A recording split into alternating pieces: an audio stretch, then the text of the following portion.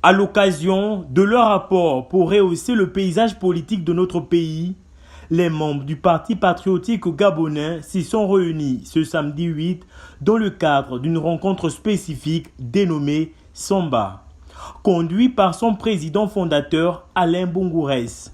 Cette rencontre s'est tenue au quartier AONG, dans le 5e arrondissement de la commune de Libreville. Avant toute chose, donc, il est bien que nous rappelions le 30 août, dit coup de libération, pour nous poser les bonnes questions. En d'autres termes, le 30 août pour qui et le 30 août pourquoi? Mes chers compatriotes, ces deux questions à elles-mêmes suffisent pour nous convaincre de la nécessité que toutes les forces vives et tous les enfants de cette partie puissent aller main dans la main pour l'avenir de notre pays. Alors, le 30 août pour qui? Pour nous tous ici présents, pour tous ceux qui ont été lésés par le pouvoir déchu, pour notre progéniture, pour les générations futures, en un mot, pour le Gabon. Le 30 août, pourquoi?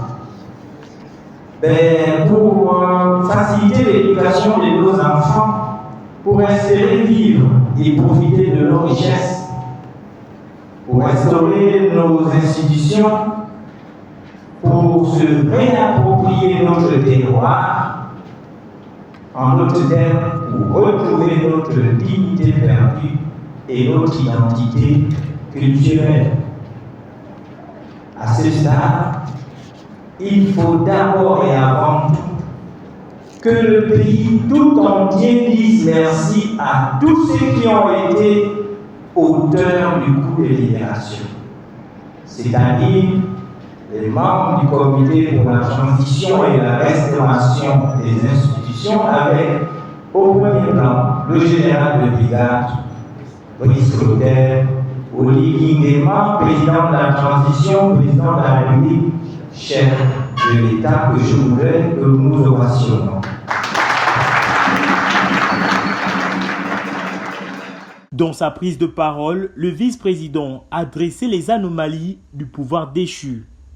Leçon du 30 août 2023. Qu'est-ce qu'on peut retenir? Une histoire qui se répète. Le 30 août 2023 n'est pas un événement isolé. Il s'inscrit dans un contexte plus large de contestation politique et d'alternance forcée en Afrique. Analysons les principales leçons de cet événement. Le rejet d'un pouvoir jugé illégitime. L'annonce des résultats électoraux controversés a été le déclencheur immédiat du coup de libération. Le manque de transparence électorale et les soupçons de fraude ont révélé une défiance généralisée du peuple gabonais vers les institutions. Le rôle central de l'armée dans l'imaginaire collectif gabonais. L'intervention militaire souligne la place cruciale de l'armée dans la stabilité du pays. 3. Un peuple en quête de changement. Une grande partie de la population a accueilli avec enthousiasme, avec force, avec joie, le coup de libération du 30 août 2023. Si la chute du régime Bongo a marqué une rupture, elle a aussi ouvert une période exceptionnelle et des défis majeurs.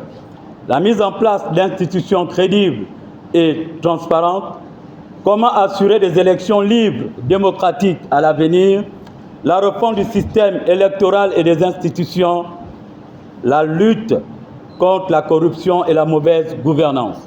Se considérant comme un maillon essentiel pour la survie et le maintien de la vie politique au Gabon, le Parti patriotique gabonais entend de ménager aucun effort pour contribuer à la réussite de tout événement politique à venir.